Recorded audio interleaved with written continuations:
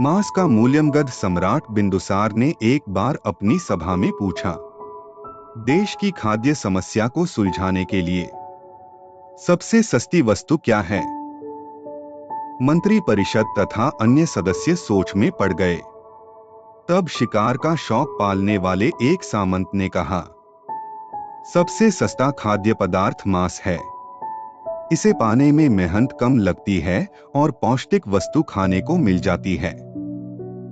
सभी ने इस बात का समर्थन किया, लेकिन प्रधानमंत्री चाणक्य चुप थे। तब सम्राट ने उनसे पूछा, आपका इस बारे में क्या मत है? चाणक्य ने कहा, मैं अपने विचार कल आपके समक्ष रखूंगा। रात होने पर प्रधानमंत्री उस सामंत के महल पहुंचे। सामंत ने द्वार खोला। इतनी रात गए प्रधानमंत्री को देखकर घबरा गया। प्रधानमंत्री ने कहा, शाम को महाराज एकाएक बीमार हो गए हैं।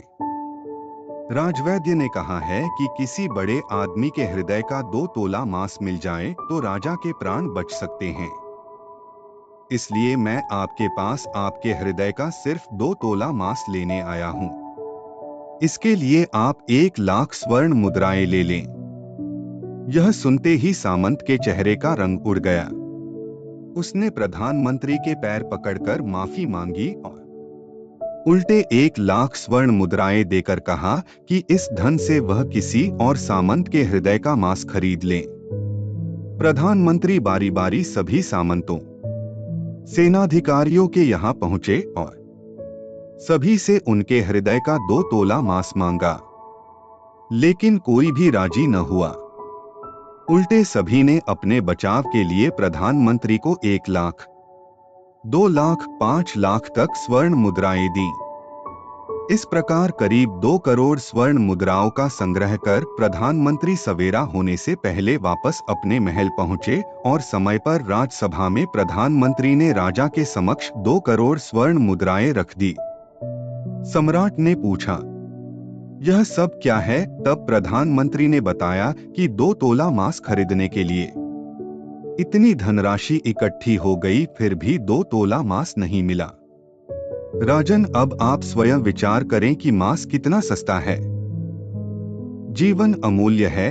हम यह न भूलें कि जिस तरह हमें अपनी जान प्यारी है, उसी तरह सभी जीवों को भी अपनी जान उतनी ही प्यारी है, लेकिन वो अपना जान बचाने में असमर्थ हैं। और मनुष्य अपने प्राण बचाने हेतु हर संभव प्रयास कर सकता है। बोलकर, रिझाकर, डराकर, रिश्वत देकर आदि आदि। पशु न तो बोल सकते हैं, न ही अपनी व्यथा बता सकते हैं।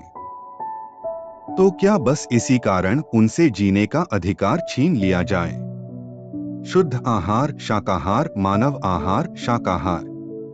अगर ये वीडियो आपको अच्छा लगे तो हर व्यक्ति तक जरूर भेजें।